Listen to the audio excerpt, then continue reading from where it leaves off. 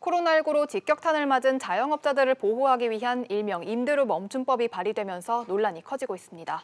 대통령의 긴급 명령권을 발동해서 조속히 처리해야 한다는 의견도 있지만 임대인의 재산권을 침해하는 위헌적 법안이라는 반대 의견도 나오고 있습니다.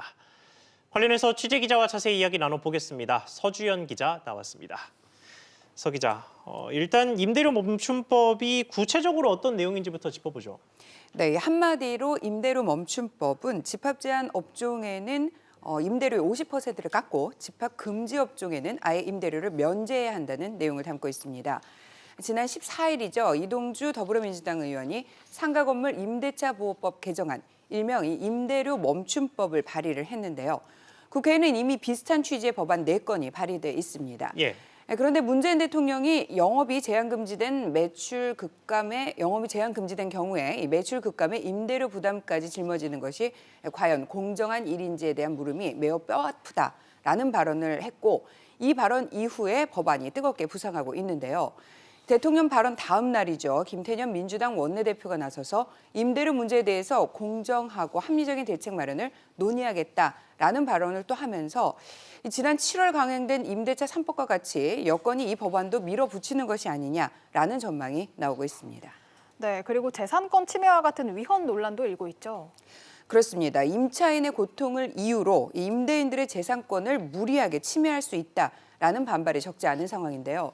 고통 분담의 취지에는 공감하지만 공정이라는 잣대로 정부가 이를 법적으로 강제하는 게 과연 맞느냐라는 지적입니다.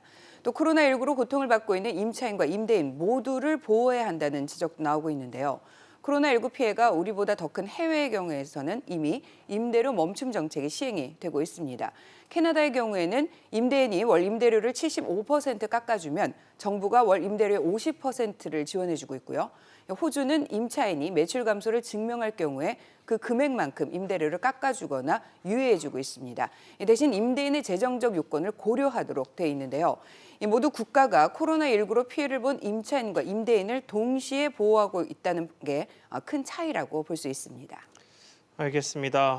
조금 다른 소식도 알아보겠습니다. 요즘 은행들이 연말 들어서 계속해서 대출을 좀 조이고 있는데 주택담보대출의 변화가 감지됐다고요? 그렇습니다. 최근 연말을 앞두고 은행에서 대출받기가 쉽지 않은 상황인데요. 가계대출 규제로 신용대출 등의 문턱이 높아진 상황에서 변동형 주택담보대출의 기준금리로 활용되는 코픽스 자금 조달 비용 지수가 상승을 했습니다. 연동된 시중은행 주택담보대출 금리는 오늘부터 최저 2.69%가 적용되는데요.